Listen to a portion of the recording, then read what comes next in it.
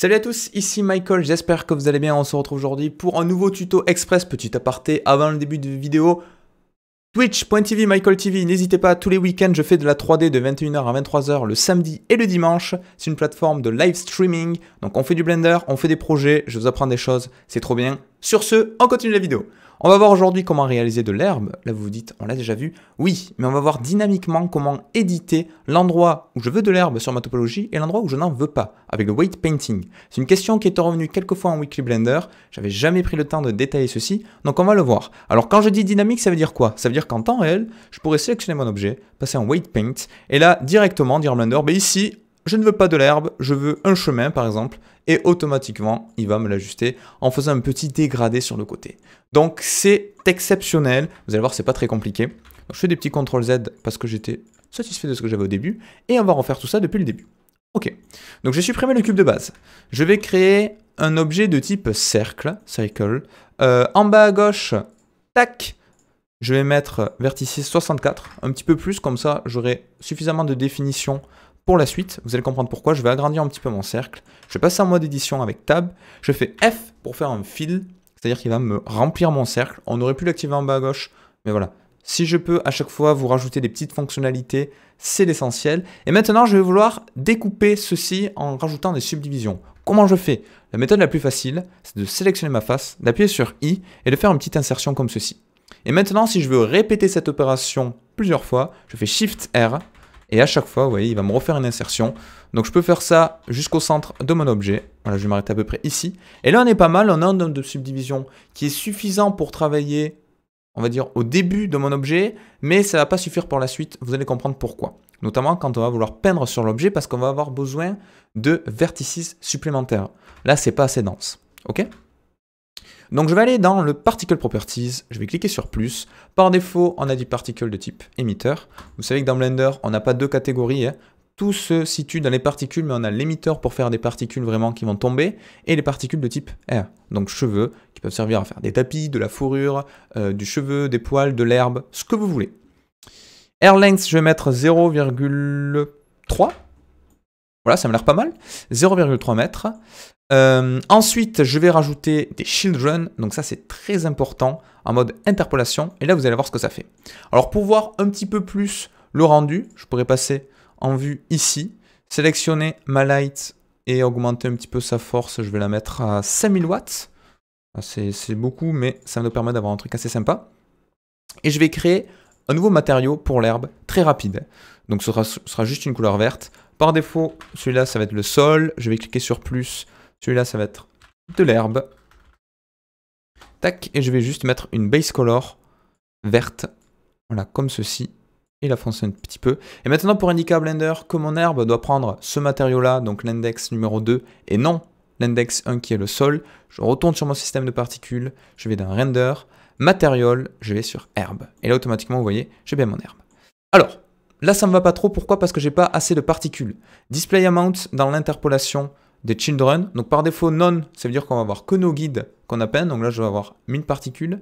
Simple, ça va faire des choses un petit peu bizarres, ça va me créer des paquets tout autour de mes particules, et interpolation, ça va m'en créer de manière totalement homogène sur ma surface. Donc display amount, je vais mettre 50 par exemple, et là vous voyez qu'on commence à avoir de l'herbe qui est un petit peu mieux.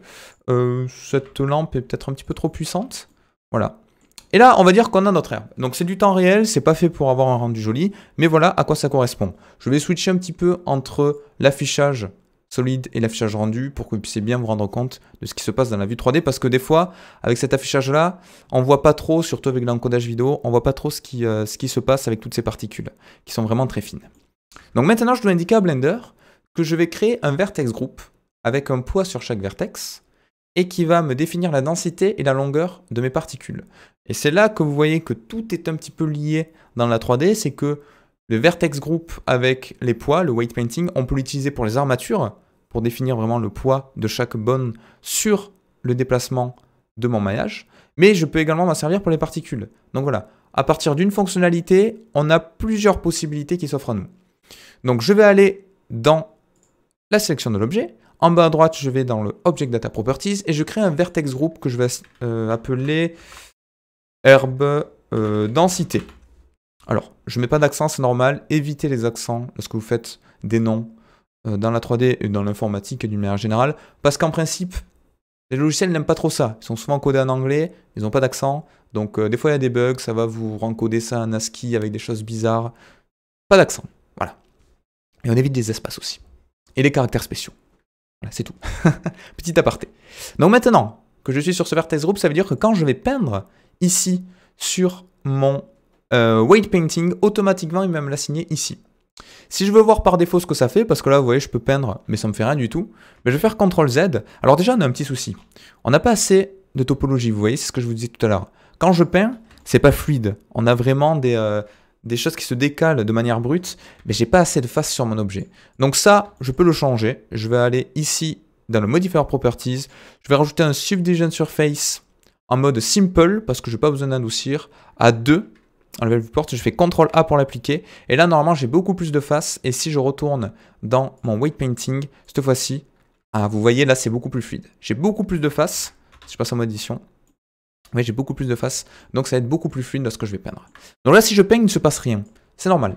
Je dois indiquer à Blender que le groupe que je lui indique, il va définir la densité et la taille de mes particules. Donc je vais sur le Particle Properties, je descends tout en bas dans le Vertex Group, et là j'en ai plusieurs. Je vais définir la densité, length, clump, kink, roughness and twist. Bon, ça fait beaucoup. Moi, je vais mettre la density, qui va définir du coup le nombre de particules en fonction du poids allant de 0 à 1. Si j'ai un poids de 0, il va y avoir aucun poil à l'endroit, aucune herbe. Et si j'ai un poids de 1, je vais avoir les herbes qui vont être présentes ici. La longueur, pourquoi je définis une longueur? Ça va me permettre d'avoir un dégradé au bord de ma forme. Vous voyez, c'est ce que j'ai ici. Là, vous voyez, j'ai des petites herbes là. On n'est pas obligé de le mettre. Vous allez voir, je vais faire en avant-après. Mais c'est quand même pas mal. Donc, je clique également. Et maintenant, je pourrais passer en mode rendu, là, si vous voulez. Quoique en mode rendu, on va pas grand-chose, vu que dessous, il y a la peinture. Hop là. Et maintenant, si avec F, j'augmente un petit peu la taille de ma brosse, et que je sélectionne, vous voyez que Blender va peindre à l'endroit où j'ai fait mon truc, où j'ai fait mon weight painting. C'est pas ça que je voulais, moi. Moi, j'aimerais l'inverse. Alors, je vais pas m'amuser à tout peindre à 1 et ensuite peindre en 0. On pourrait, hein, mais c'est pas top. J'ai directement un bouton ici qui me permet d'inverser. Vertex Group Density Negate. Donc je clique dessus et hop là, ça m'inverse tout ça. Je sélectionne les deux et vous voyez qu'automatiquement, j'ai bien un chemin qui se crée.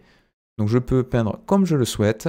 Si je veux faire comme dans l'exemple, je peux faire une brosse un petit peu plus fine pour faire des sortes de chemins qui partent sur le côté, voilà, comme ceci. Et automatiquement, vous voyez qu'on peut obtenir quelque chose qui est relativement fluide. Donc après là, c'est votre imagination, vos compétences en level design pardon, qui doivent opérer. Et voilà, j'ai bien quelque chose qui ressemble à ça et qui est éditable en temps réel. Et si je vais en rendu, vous voyez que j'ai bien mon herbe qui a été disposée uniquement à l'endroit où je n'ai pas peint. Donc vous avez deux types d'opérations. Et là, je suis parti en négatif, donc je peins là où je ne veux pas d'herbe.